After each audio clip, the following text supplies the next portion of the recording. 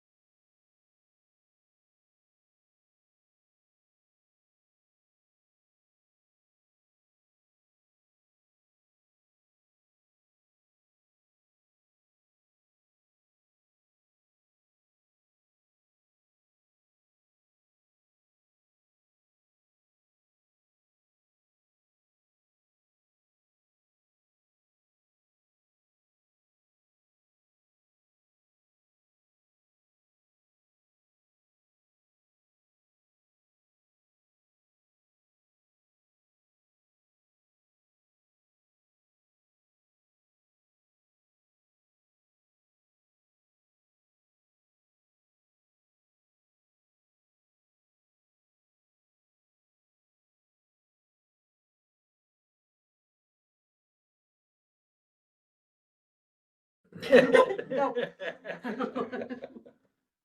All right, first order of business. We had a chance to review the meeting, the December 10th, 2024. And it's a previous meeting minutes. Did y'all see how efficient that was in your absence? You did it in 9 minutes. Motion to approve. We have a motion. Do you have a second? I'll second it. We have a motion and a second. Any questions on the motion? Hearing none. Motion to approve by signify by saying aye. Aye. Opposed, same sign. Motion passes. All right. Off to new business, election of officers. Okay, so as you know, this is a transitory transition meeting for us. Yay, big meeting. So I am going to do my best to guide the process that's about to happen. I spoke to Jamie this morning and we've got some extra back up in the room. So between all of it, we should be above board. So in your packets, believe it, I see it's, what page? The last one stapled. Yes. You'll see the board roster, Oh, that's not. the respective board roster, 2025. What's this? Everyone got one? Okay, so, and for illustrative purposes that will be on the record, I want to share this document. This is how the board seats were arranged. Oh, here I got two, sorry. Thank you. Yep. Okay.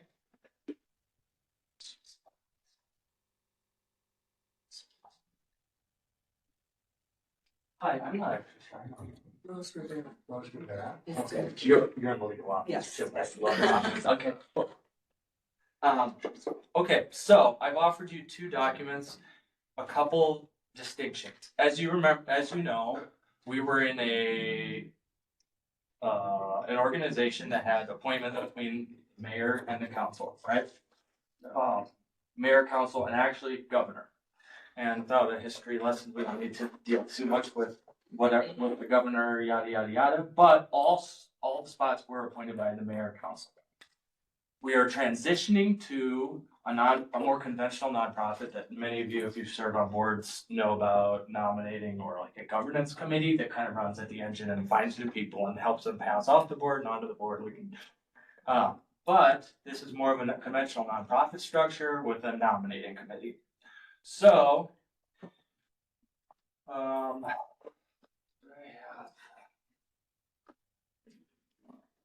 look at this. So we have 7 spots. And as you can see, the new spots are going to be appointed by the mayor, Mike. I don't know if that'll last forever, whether that's me or you, but for now, Mike is the mayor's representative. Therese is, if I understand correctly, being confirmed this month at the council meeting, I heard possibly.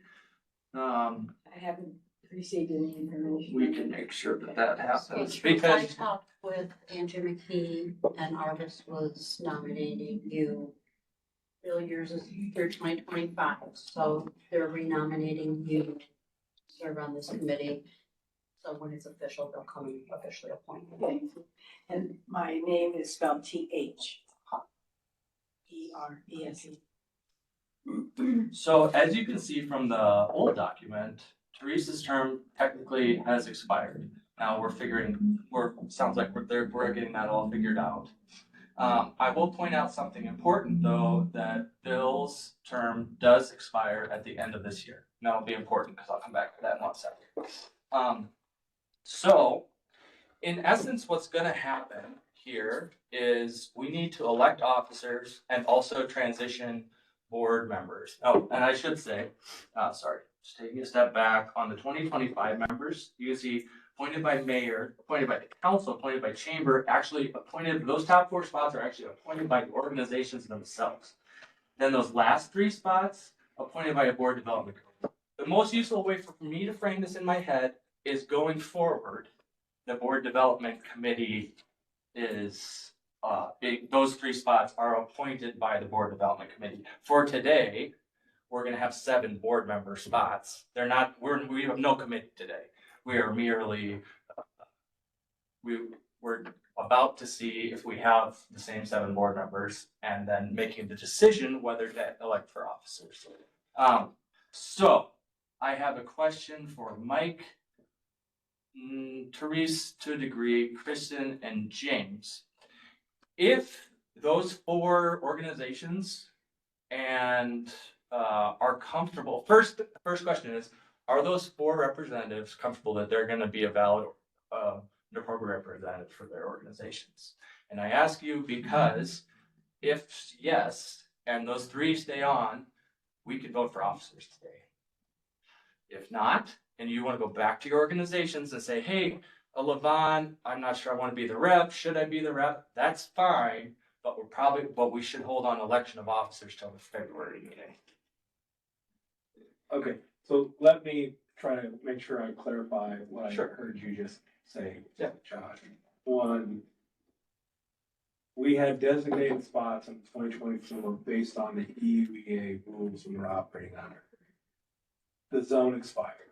We're in the transition period. As a board, we adopted new bylaws last year. The new bylaws we adopted set forth the slots in the 2025, right? So, based on what I think Josh was confirming with Jamie Richardson, effectively, she's with Work and Boyne. I who's was been- here, Jamie and Ballsy. No, Oh. Jamie Richardson. So sorry. Jamie Richardson, Work and Boyne, guiding us through the 501c3, which is still pending, but she said we could still operate as a 501c. Basically, like, we're operating under the bylaws, whether a C4 or C3, we're operating under the bylaws we adopted at the end of last year. Okay. So last year, the mayor appointed me as an appointment to this board through 2027. Similarly, Therese, you're going to be appointed by the council at this next meeting as a council representative. The chamber in our bylaws is designated a slot. We're assuming you're here in fulfillment of the chamber slot. I don't think there's a requirement that it be the same person every month. I think the chamber has a spot, whoever from the chamber comes, fills that spot. We think it's probably best for everybody if it's the same person, and I would assume it's you. But I think we're operating with you because you're the chamber rep here today as an employee of the chamber. And your organized labor have been. So I think the 4 of us then, are all in consensus that we've all been appointed previously. We all have valid terms and can then move forward. I would say additionally, if you look at the slots for the last 3, again, you were all appointed by various bodies previously. You're still valid serving members and you fit the roles. So in my mind, we can move forward with the board, this year as is. And then as we have folks who are terming off, Bill at the end of 25, we need to create a board development nominating committee that would nominate new folks. So I would feel comfortable based on my understanding of that process, that today we can just move forward, nominating officers, electing officers. The only thing that, I would agree. Sorry, you go first. no, the only thing I was gonna wonder for yours, did you want it just as mayor or did you want to have it as a staff? Cause I couldn't tell when we did that the last time. So I don't think that, these are based on the bylaws, so I don't think that there's a designated staff position in the bylaws. I have to go back and review. There's not, Right, like, I so didn't know if mayor you wanted that, yeah, So- so, okay. I think we're good. I think we have a mayor appointed, and whether it's a staff or whether it's not. The only thing I disagree, or I would just want to do some checking in, is if the bylaw, when they appoint a person, it has to be the same person, because it's appointed by that organization. I don't think, in my reading of the bylaws, Josh, it's a chamber position. That the chamber is granted a position. That, you might be right. I just want to go back. That was my own, I was It just. doesn't say a certain person, it doesn't say the chamber director or designee. It just says the chamber has a designated position and they can choose whoever they want. Well, it looks like it says Greater Elkhart Chamber of Commerce shall appoint one director. Okay. So whether that has So to they be do the have same to, person or not, okay. maybe do. I missed the shall. So maybe there, we do need a formal appointment, but we would assume that they were. Okay, I was like, nah, he's not busy, but you I think we. a little awkward if that happened, like, the only reason I asked for you was I was thinking if after an administration change, technically there would be no to department anymore. If, that was my Sure. only. I think we can think through that, Yeah. but that's gonna take bylaw change and things like that. Fair. So I Okay, would, but- we could work through that with this here, but in terms of today's meeting, I think I would say we're active in making our election a bylaw. I'm okay with that. Is there any dissent on that front that we can move forward? And again, I've talked to Jamie about this. It feels squishy and everything. I like my things very clean cut, and this one is we're just transitioning. There's gonna be some. But we have the 7. We can go forward with the election of officers. And I don't feel that there is any, I'd see to Mike but I don't see formal action that needs to happen for those board member seats. So either. I don't understand why. Can I ask one question? Would you like something from Ron making me the designate? Would that be better for record keeping? I think that we will follow up and get something like that from him. Okay. Okay. I'll go ahead and make a nomination for James Gardner to be president of the board for 2020. I'll second that. We have a first and a second. Any questions on the motion? Hearing none. All those in favor, signify by saying aye. Opposed, same sign. Hearing none, motion passes. Okay, Any other officer nominations? no. Yes. Yes. We still have 2 more officers we have to fill. Yeah, Oh, we have sorry, Vice President, Secretary. Yeah. Vice President. Sorry, go ahead. I make a motion to, elect Therese Guys as vice president. Second. We have a first and a second. Any questions on the motion? Hearing none. All those in favor signify by saying aye. Opposed, same sign. Hearing none, motion passes. The last officer, the bylaw secretary. The secretary and treasurer. There's and treasurer? Yeah, treasurer. Oh, it's slash, right? Secretary slash treasurer. I'll make a motion nominating Bill Lavery to be the treasurer / secretary. No. Separate. Beg to differ. It's distinct. Actually, in the bylaws, there is a mention that you shouldn't have 2 offices at the same time. So there's 4 officers. We not did go 10. Okay, so we're going to 4. So we need secretary and. Okay, well, I'm naming Bill for treasurer. I'll second that. We have a first and a second motion to elect Bill Laverly as the treasurer. He's now secretary. Treasurer. Yeah. Any questions on the motion? Hearing none. All those in favor signify by saying aye. Opposed, same sign. Hearing none, motion passes. I don't know who the secretary is. We don't have. Yeah, we have to get one. We took me off of both roles, but we didn't fill it, and we didn't fill it. Oh. Okay. Well, Whistler right here. So. Don't want to miss a meeting, man. That's You a can- great idea. So we could double, Why you didn't unless try? the bylaws explicitly say not, but what the major thing we would wanna do is not have check signing, like the president and the secretary, president and treasurer, for instance, splitting a role wouldn't work. I've done secretary treasurer, I've done secretary vice. It's not the best though, because we're always checks and balances, that's the whole. So Jim, did I hear a nomination from you? Yes, I nominate Jeff Whistler as the secretary. I second. Any questions on the motion? Hearing none. All those in favor signify by saying aye. Opposed, same sign. Hearing none, motion passes. The hardest thing we've done in 6 months. It is, you're right. Um, One other thing on new business, just the brief update. It's not necessarily anything for action or anything. Wanted to let you know that, I have been in contact with Bill from Bill's Barbecue regarding his previous, application for emergency funding request. We're working through kind of what he has in terms of work that he's done, and, as well as, he never received an actual application form previously, so we're gonna get him the right application form. We anticipate that from Bill, due in February. All right, any other questions where we're at on the agenda? New board member nomination discussions?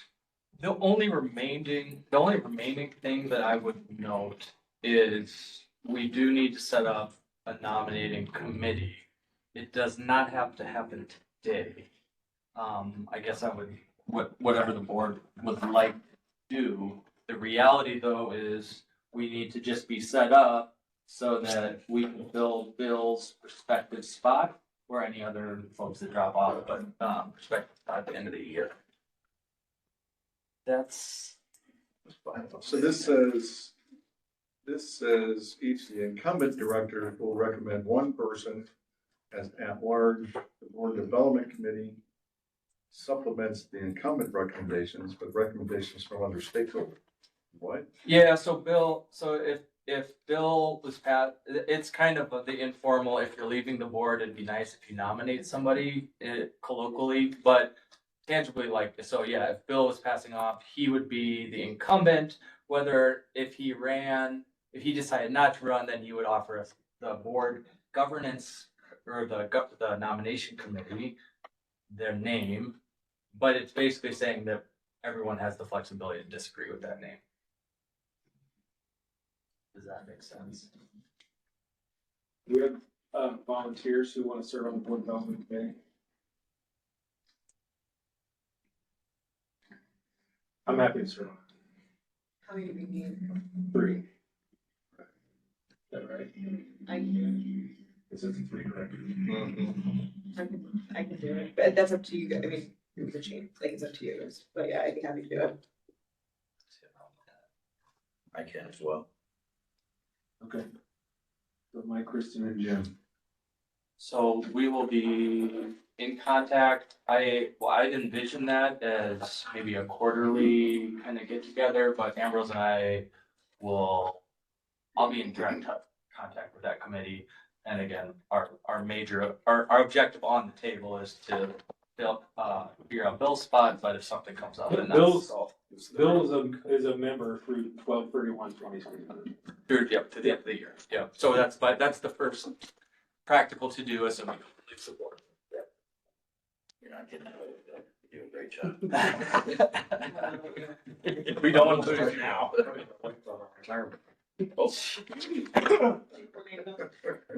I don't think I have anything else to say about this. We are 7 board members. We have officers. Are there any questions about what just happened or things going forward that I can help with?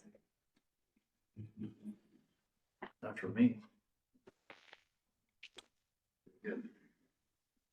Then I would say that from my standpoint, we can move on to financial. Moving on to financial. Have we had a chance to review the Innovia statement of 12/31/24? Motion approved. We have a motion and a second approval. Any questions on the motion? Hearing none. All those approved signify by saying aye. Aye. Sign. Hearing none. Motion passes. Community Foundation statement. Have we had a chance to review statement of 12/31/24? Sorry. Have a motion and a second to approve. Any questions on the motion? Hearing none. All those in favor signify by saying aye. Aye. Sign. Hearing none. Motion passes. All right, Warwick Bowen invoice.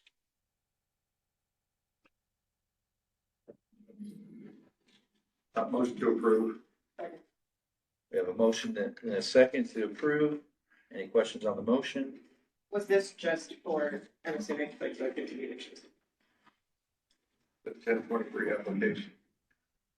Is there any other questions?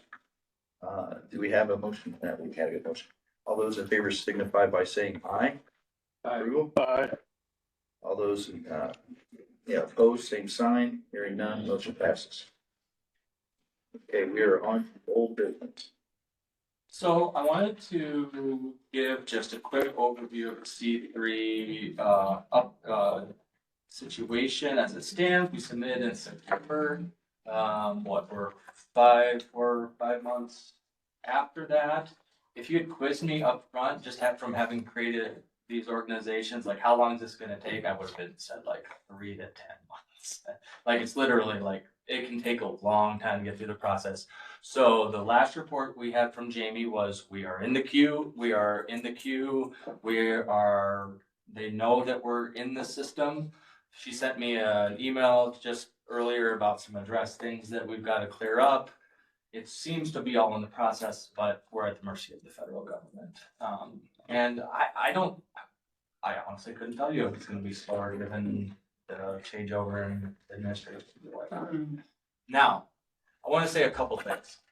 Number one, I just want to distinguish between what we were and what we are. So from the C4 perspective to a C3, I know I don't want to deep dive this, but brass tacks, C4s can be politically involved, whereas C3s, that's a public charity, it's an absolute no-no. So if EUEA had felt like a certain candidate or we wanted to work on certain things, we could have done that before, and we absolutely may not now. The Secretary of State will come in and slap you on the hand, right? The other thing to know is that until we get that letter, when we submitted that application, it's retroactive. It acts retroactively. I might not be quite the right verbiage, but we can take donations, but we just need to be telling everyone we are pending in application status. It's legal and all above board for us to say we are pending in status. We would welcome your gift, and we can give them a charitable deduction. We could give notice of that deduction for their taxes.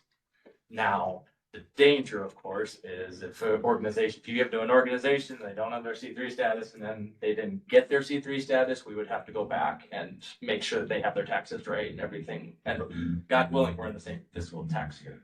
So, but all that to say, that means that I think in the grants world, we would need we'd probably be required to have a fiscal sponsor unless they're really friendly to us, because we're not a C3 yet. But for donations, if you know somebody that's interested, invested in the mission, we can act as a C3 without having the letter in.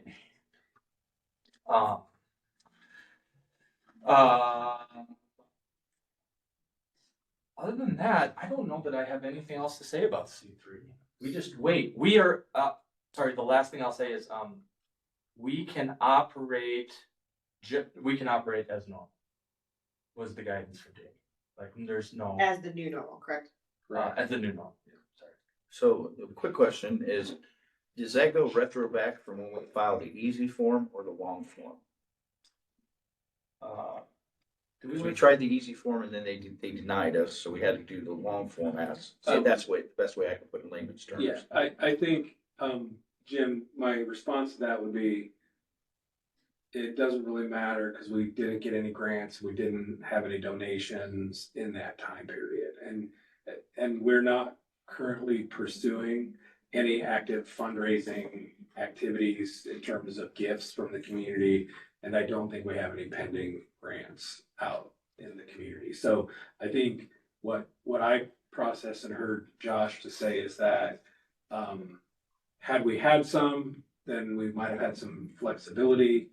We didn't. We've just been kind of operating. So we're in the queue. We're in the queue to be a 501c3. We can operate as a 501c3. If for some reason anybody knows of anyone who wants to make a financial contribution to the UEA, or if we decide to get to the space where we want to go out and start soliciting, then we'll want to make sure we have a better flag or handle on when that's actually gonna happen and what that letter looks like in those transactions. Likewise, if we do get to the space where we're active and interested in applying for some kind of grant funding, then we would likely want to, go down the path of exploring, do we need a fiscal sponsor or not? Just want clarification. Yep. Thank you. Is there anything else, Mike, Ambrose, other staff on the C3 topic? I think that pretty much. No, I mean, I think you know, the highlight is, we're just waiting. Yeah. Right, we're just waiting and we're operating As as the new normal with the new bylaws and the 501c3 activities and work, right? And, so along that, you know, to move into the next topic, I guess a nice segue into the next topic, and I'll let Josh speak to this too, because I've been doing a lot of work. But the organization has kind of set this, you know, investing in downtown buildings and saving historic downtown buildings and looking at opportunities through the receivership program and a lot of the work that Ambrose did as well, as kind of part of that direction. And so, I know that, and Josh will do a little bit more of this. I think the model that we did just recently on Lexington over here, in our conversations with the legal department, everybody feels like it was big success because Brad's already gone in. He's done some amazing things inside the building. The apartment upstairs is, I think, pretty much complete. Yeah, he's ready to kind of move in. He's kind of white boxed the commercial space. No, you're fine. Yeah. Go ahead. So we did the RFP, we scored them. He was the winner. He's made the investment, and everybody's looking at how successful that was, even with the minimal, you know, role of the EUEA in the process. We didn't have a lot of conversation on this the last couple meetings. We have since had the meeting with legal on possible next directions, and I'll let Josh take it. So we met with legal earlier this month, and here's what I heard from that meeting. This is not going to be a situation where we can have like a blanket policy or a playbook per se across multiple, every property is going to have to be looked at and handled differently. So as far as the EUEA receivership process document, it's not going to exist quite like that. We can't put together. Now, we can indicate reasonable steps in each situation, but one of the things that I heard was all these situations, I mean, all these buildings are so different, and all these properties are so different that it's going to be a bit of a nuanced process. For instance, the process Mike just mentioned, technically EUEA had no formal role in that process. That was something that was run through Board of Works, and it went very well, but it wasn't exactly an example of EUEA coming in, being a receiver and taking it forward. We also have, a couple things are happening. We have an applicable, we have a property on Christiana Street that is going to be a potential receivership. It's a residence, and as far as and the OTA has not expired. So this was one of the discussion points around all these buildings was the call to court was, has it last for 2 years? And if it had expired, then we have to go through the whole OTA process again. We have there are a couple properties that have been mentioned, and I think, there's 2 properties, one on Beardsley and one on Christiana. We are also looking at a Second Street property. Unfortunately, the OTA expired on that. So whatever decisions get made on Second Street property, it's going to be, they do quarterly meetings based on caseload basically. So that's kind of out of the picture. However, we do have, at the very least, the Christiana property that is 1 year past its OT, so something has to happen in the next year, otherwise it can be taken back into the court process. And you with legal experience, please, by all means, jump in if something is wrong or you sense we're off track. I would appreciate that. Thank you. So, we're going to, so for the February meeting, I believe Christiana Street can be on the agenda, it should be on the agenda for us to discuss. Now, there are a couple different routes that we've talked about as a group already. The EUA coming in early, bringing it up to a sustainable or to a stable condition, and then passing it off to the next party who would then, yeah, that's the end of our involvement, or us taking a more active role and continuing all the way through. Both are on the table and there are no legal issues blocking us from taking those paths. Is that fair? Have I misspoken? Mike, Ambrose, legal so far? Is that a fair summary of what we've heard? Okay, so, the conversation, the previous model with Lexington, as Josh mentioned, EUEA board members, the city staff, development services, worked with members from the EUEA board and other city staff to facilitate the creation of an RFP that went out, was responded to, scored, selected the right receiver, which was recommended to the court, and managed the process. So there was no formal EUEA involvement. There were informal engagements of board members to be part of the process of scoring, given our emphasis on wanting to save downtown buildings as part of what we wanted to do.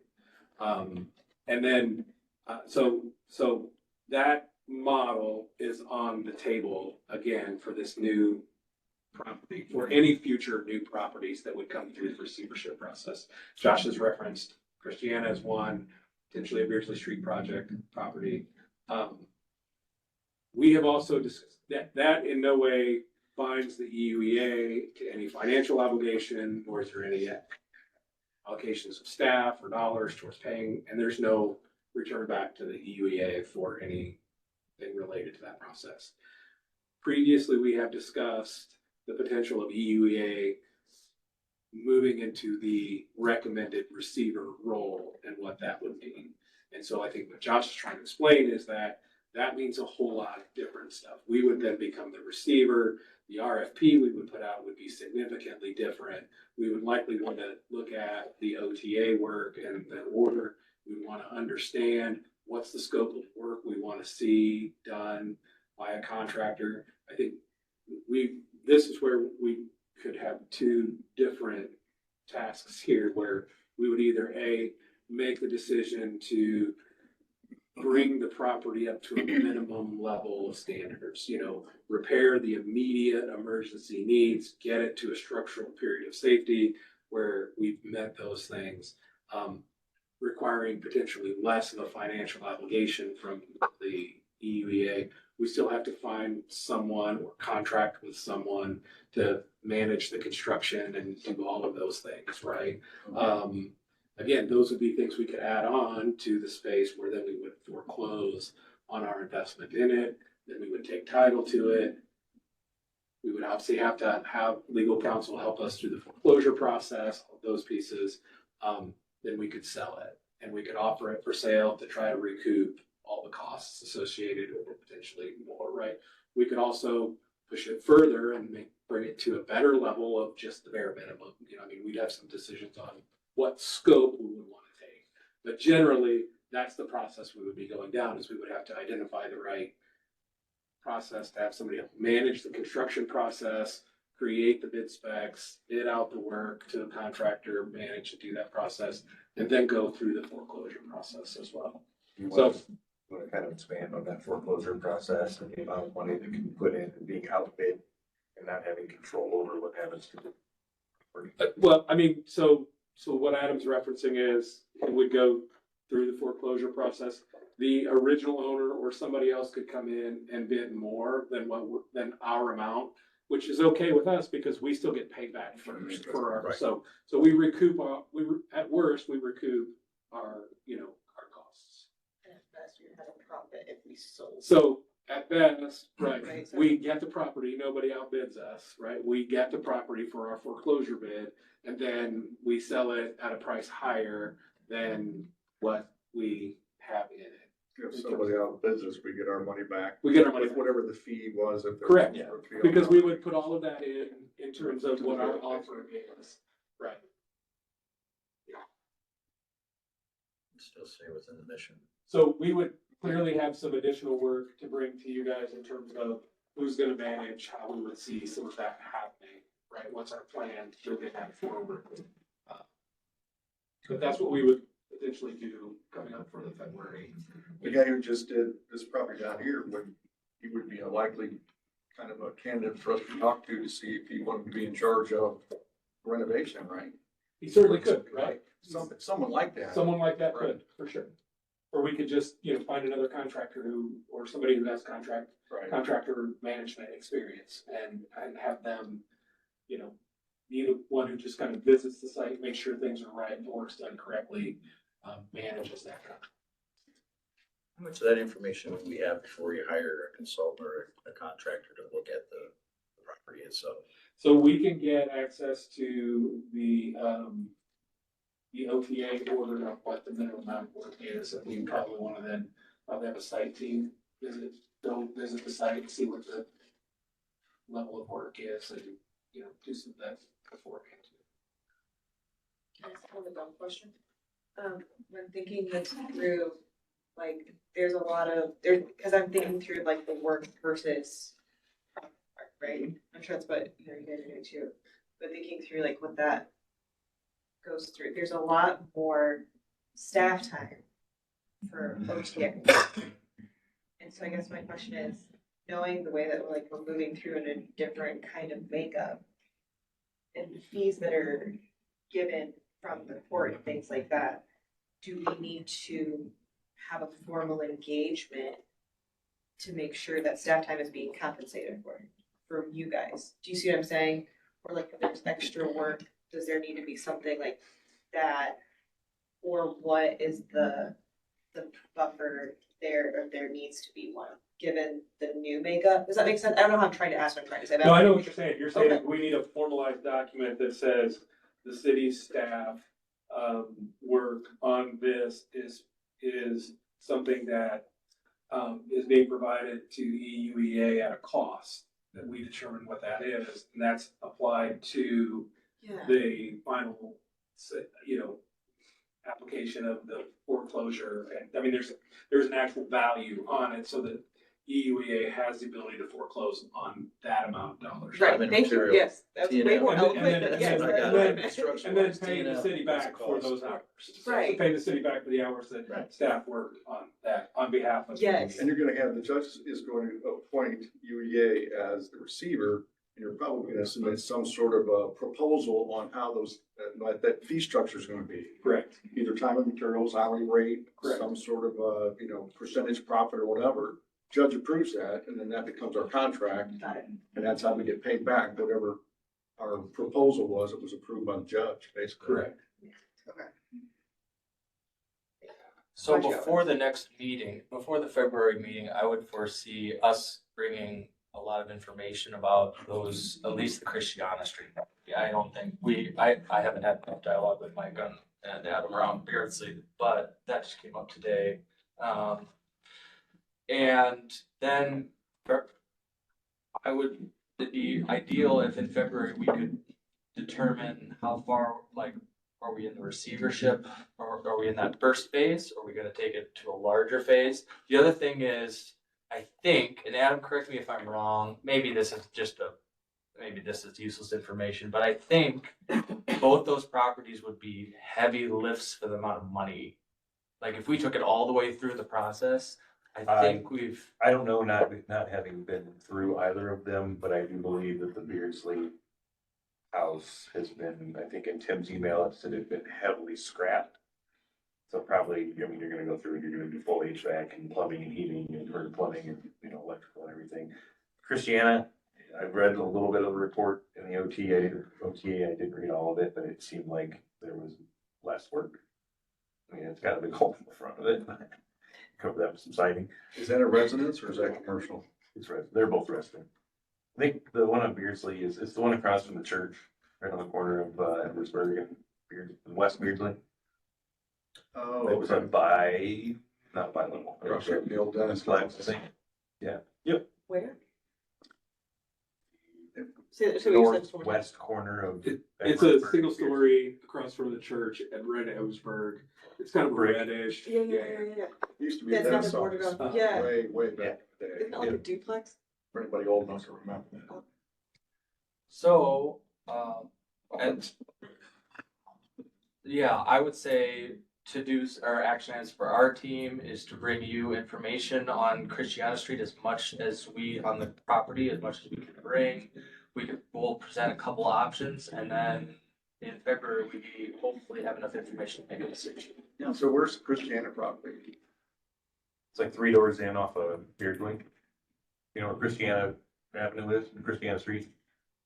Trying to. You turn left. Just North like Main Street Uh-huh. at Beardsley, and Okay. then Christiana kind of goes at an angle. Yeah. Okay. It runs Okay. parallel to kind of parallel to the, If you go by, it's pretty obvious. It's in really bad shape. yes and no. I mean, there's a big hole in the front of the building, Okay. like right in the corner. I think the eave kind of gave loose or whatever, and the Right. chimney's falling down, but like, we walked around it and it doesn't seem super sketchy. It's obviously, it needs some help, but, Right. you know. It's in a very good neighborhood. Mhm. Correct me if I'm wrong, is I remember from Ambrose's presentation on the different paths we could take is we don't have to have a defined decision out of the gate once we put it in receivership on what we're gonna do with it. So in other words, taking it the full length to completely rehab it and do it ourselves or get it up to where it is actually sellable or put an RFP out for it.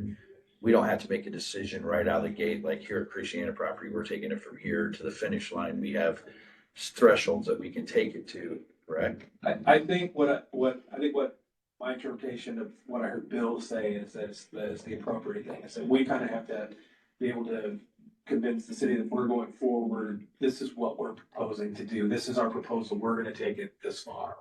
This, I think we kind of do on the front end. Okay, The only question about that is, let's say, and I just don't know enough to know about the process, but like, let's say we say that we're gonna just stabilize it, right? And that we're going to RFP out to the next step. What if no one answers an RFP? I don't think that that's viable, but I just kind of wondered, does that mean that we're stuck with the property? that's what I meant by the steps. I thought there was like Yeah. little circuit breakers here. We could get it up, like foundation had foundation issues. We can fix the foundation and see if we can. So in terms of the receivership process, we could say, we're gonna do the minute, right? And then we go and we foreclose on it, and then we offer it for RFP. And if nobody bids on it, then we still, or if nobody gives us a bid we want on it, then we still own it, because the court has already awarded it to us at that point, so we have the title. So then at that point, we can make the decision to make further investments in the property to try to make it attractive for somebody else to come in, figure out what those are, right? So theoretically, yes, you could do it in phases, but I think in order to get it in order to be, satisfy the court, I think we have to bring them a proposal of what we say we're gonna do in the first step before we go foreclose and actually take ownership of the property. But we could be stuck with the property. I mean, it's not as a positive either. Like, Yeah, we that's- could be stuck with. You're absolutely right. I mean, part of the goal is to fix the property up, right? Right, Yeah, we'd like to make 100%, money and yeah. not lose money. But, becoming in the property business, it does come with risk.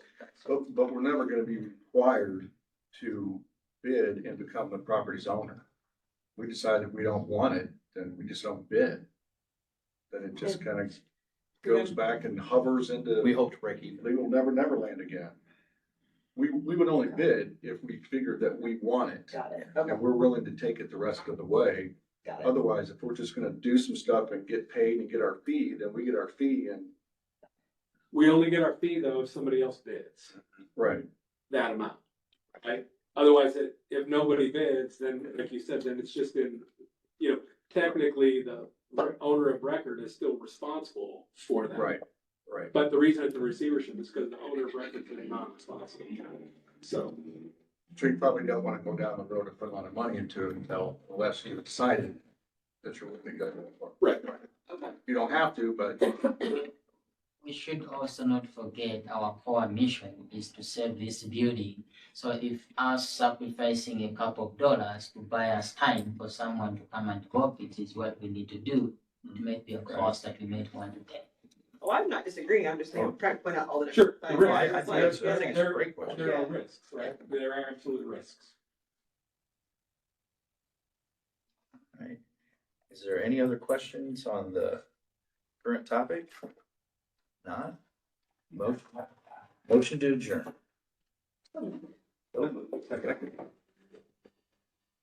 sweet. Good job, guys. Service. Later, Harvey. Thanks, folks. Yep, later. Stay warm. You're trying. Good luck with that.